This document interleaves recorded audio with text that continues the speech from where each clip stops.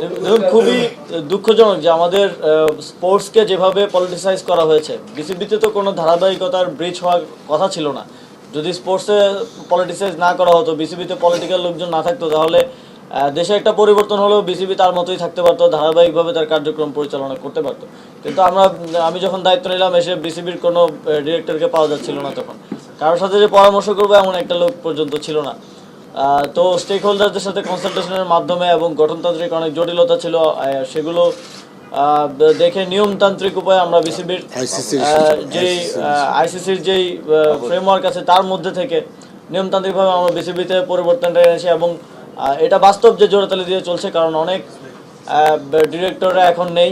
এবং কিভাবে নতুন ডিরেক্টর বা আমরা যে বিসিবির গঠনতন্ত্র আছে তার ভিত্তিতে নতুন ডিরেক্টরদেরকে আমাদের নিতে হবে। এবং সেটা নেওয়ার ক্ষেত্রেও কিছু চ্যালেঞ্জ আছে, যেমন আমাদের ক্রীড়া সংস্থাগুলো এখনও পুনর্গঠন হয়নি, পুনর্গঠনের কার্যক্রম চলমান আছে, আপনারা জেনেছেন। সেগুলো পুনর্গঠন হলে তার মাধ্যমে নিয়মতান্ত্রিক উপায়েই আরও নতুন ডিরেক্টর ইনক্লুশন হবে। তারপর বিসিবির ডিপার্টমেন্টগুলো ডিস্ট্রিবিউট করার ব্যাপার আছে, এবং সেগুলো ডিস্ট্রিবিউট করার মাধ্যমে বিসিবির কার্যক্রমে আরও গতিশীলতা আসবে বলে আমি মনে করি। প্রতিটি ফেডারেশনের জবাবদিহিতা নিশ্চিত করার জন্য আমরা ইতিমধ্যেই বলেছি যে প্রতি বছর তাদেরকে একটা প্রোগ্রেস রিপোর্ট, তারা কী কী কাজ করেছেন এবং অডিট রিপোর্টটা আমাদের জাতীয় ক্রীড়া পরিষদে যেন সাবমিট করে।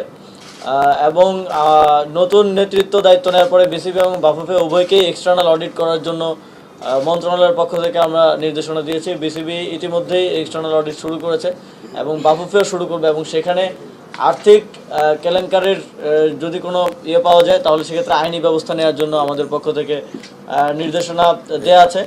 এবং যেহেতু এই প্রতিষ্ঠানগুলো স্বায়ত্তশাসিত, আপনারা জানেন, মন্ত্রণালয়ে তার পরামর্শ এবং কিছু ক্ষেত্রে যদি আমরা আরেকটু এক্সপ্লাইট করতে পারি, আমরা একটু নির্দেশনা দেওয়ার চেষ্টা করি। তবে দিন শেষে সিদ্ধান্ত এবং যেই তার বাস্তবায়ন সেটা ওই ফেডারেশনই করে থাকে।